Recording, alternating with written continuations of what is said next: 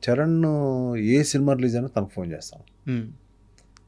చరణ్ గానీ, బన్నీ గానీ ఇద్దరు గూడా దే ఆర్ ఫ్యాన్స్ ఆఫ్ 'నువ్వొస్ అని వద్దంటాను.' హ్మ్.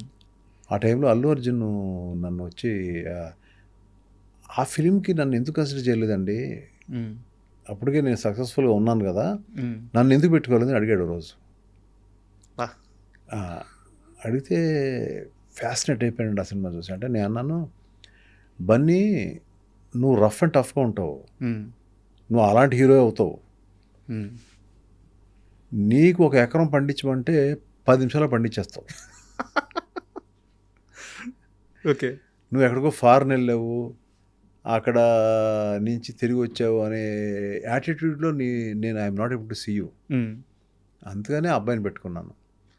వాడికంత ఈజీ కాదనిపించింది. నీకు చాలా ఈజీ అనిపించిందంటే, అమ్మా! అంత ఆలోచించాలా? You are right sir. Hmm. అయితే ఒక విషయం చెప్పండి. యాహ్! ఓపెన్‌గా చెప్పండి. హ్మ్.